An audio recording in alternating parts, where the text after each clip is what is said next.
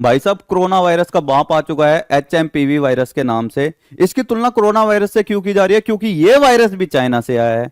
अब बच्चे सोच रहे हैं कि क्या बोर्ड के एग्जाम टाल दिए जाएंगे जैसे 2020 में टाले गए थे। गरीब परेशान है, क्या फिर से भारत में लॉकडाउन आएगा? क्योंकि सबसे ज्यादा जो परेशान होगा लॉकडाउन की वजह से वो गरीब होगा। बच्चे अपनी मस्ती में लग जाएंगे, जिसके पास थोड़ा बहुत है, जिसने सेविंग कर रखी है, वो भी काट लेगा। सबसे ज्यादा परेशान रहेगा गरीब, क्योंकि उसकी जो लाइफ स्टाइल है, दिनचर्या है, वो डेली जाता है शाम को, जो भी उसकी दिहाड़ी बनती है वो लेके आता है और उसी से अपने और अपने परिवार का पेट पालता है। तो सबसे ज्यादा लॉकडाउन से जो परेशान होने वाला है वो होने वाला है गरीब। कुछ सोच रहे हैं जिस तरह से 2020 में कोरोना की वजह से कहर बरसा था, क्या वह कहर फिर से बरसने वाला है? सारी बातों पे डिटेल में चर्चा करने वाले हैं कि ये HMPV वायरस है क्या, इससे क्या क्या हो सकता है और अभी तक भारत में टोटल कितने केसेस आ चुके हैं और इस पे हमारे हेल्थ मिनिस्टर जी क्या कह रहे हैं। सारी चीजों पे डिटेलिंग में चर्चा करते हैं। सबसे पहले इस वीडियो को देखें। ये चाइना की एक छोटी सी वीडियो है, देखें। चाइना के अंदर HMPV वायरस ने कहर मचा दिया है, जैसे पहले कोरोना वायरस ने मचाया था। इसको कोरोना का बाप इसलिए बोला जा रहा है, इस वायरस की चपेट में जो भी आ रहा है वो सीधा हॉस्पिटल जा रहा है। और चाइना में यहां पे आप देखोगे, यहां पे बेड भी अवेलेबल नहीं है हॉस्पिटल में लोगों के लिए इस समय पर। और साथ ही एक चीज और, जिस तरह से 2020 में शमशान घाट में भी जगह नहीं थी ना, फिर से वही दौर आने वाला है। और उस टाइम भी इन्होंने बोला था कोरोना वायरस से कोई दिक्कत नहीं है, ये दिक्कत नहीं है, लेकिन लास्ट मूवमेंट पे जब इनसे नहीं संभला तब इन्होंने बोला भाई साहब लॉकडाउन। अब यहां पे इनका देखो रिप्लाई क्या आया है। अगर मैं इस वायरस की बात करूं, इसका नाम मैंने क्या दिया है, HMPV। हम मिलेंगे फिर वापस। कोरोना वायरस आया था हमारे पास, उसका ये अपडेट वर्जन आया है, हम मिलेंगे फिर वापस। तो यार एक चीज देखो, यहां पे हमारे पास जो हमारे हेल्थ मिनिस्टर हैं, इन्होंने कहा है नो रीजन टू वरी, डरने की कोई बात नहीं है। एक तरफ ये कह रहे हैं डरने की कोई बात नहीं है, और दूसरी तरफ अगर आप केसेस की बात करें, देश में केसेस बढ़ते जा रहे हैं। सबसे पहला केस बेंगलुरु में मिला था और अब कर्नाटका में 2 हो चुके हैं, गुजरात में 1, महाराष्ट्र में 3 हो चुके हैं, पश्चिम बंगाल में 1, तमिलनाडु में 2।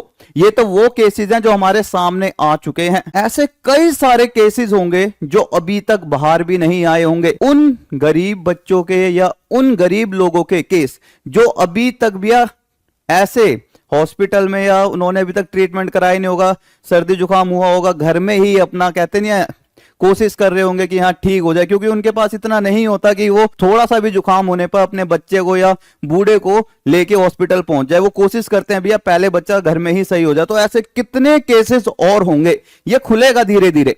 और इससे भी बड़ी बात अगर आप देखोगे, ये केस नया नहीं है भाई। इन्होंने कहा ये केस नया नहीं है, यहां पे लिखा हुआ है कि ये केस पहले 2001 में पहली बार इसकी पुष्टि हुई थी और भारत में पहली बार 2003 में मिला था ये मामला। लेकिन उसके बावजूद यहां पे अगर आप देखोगे, इसकी अभी तक कोई वैक्सीन नहीं है। मतलब अगर ये फैलने लगा नेक्स्ट लेवल पर, जिस तरह से भैया कोरोना वायरस फैला था, तो इसकी कोई वैक्सीन भी नहीं है।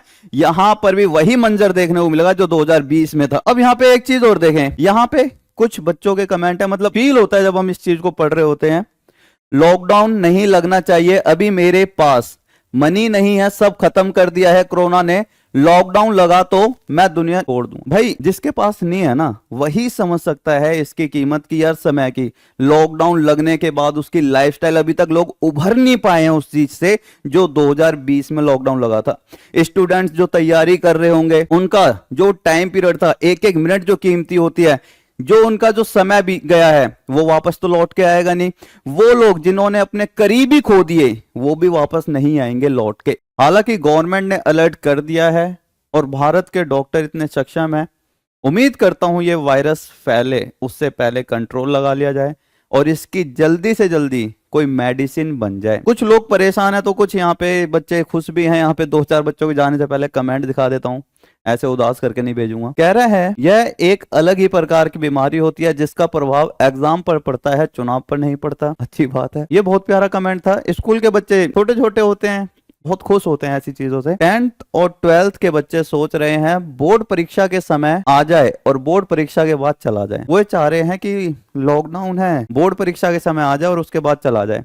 तो भाई अगर आप ऐसा सोच रहे हो, हालांकि ये चीज अच्छी नहीं है, क्योंकि यार एग्जाम देना हमारे लिए बहुत जरूरी होता है। हमें पता लगता है कि हमने जो पूरे साल किया है, हमारी जो तैयारी है वो कैसी चल रही है। हमने जो पूरे साल किया है उसमें हमने पढ़ाई करी है, किस लेवल की करी है, क्या हमने कुछ अपने अंदर इंप्रूवमेंट करी भी है या नहीं करी है। ये सारी चीजें आपको एग्जाम से पता लगती है। तो ये मत सोचो, इस तरह की प्रे मत करो। हालांकि मैं भोला बाबा से प्रे करूंगा कि लॉकडाउन ना आए और जो ये वायरस है इस पे भारत सरकार जल्दी कंट्रोल कर ले, ये ज्यादा ना फैले। क्योंकि पहले ये बेंगलुरु में मिला था और अभी जो मैं वीडियो बना रहा हूं लास्ट इसका मुंबई में मिला है, महाराष्ट्र में। मतलब अगर ये साउथ से ऊपर की तरफ आ रहा है, इसका मतलब पता नहीं कहां कहां पर कौन कौन से राज्यों तक ये फैल चुका होगा। तो उम्मीद करते हैं, प्रे करते हैं कि ये वायरस जो है ज्यादा ना फैले और जो 2020 में हुआ है ऐसा मंजर देखने को ना मिले।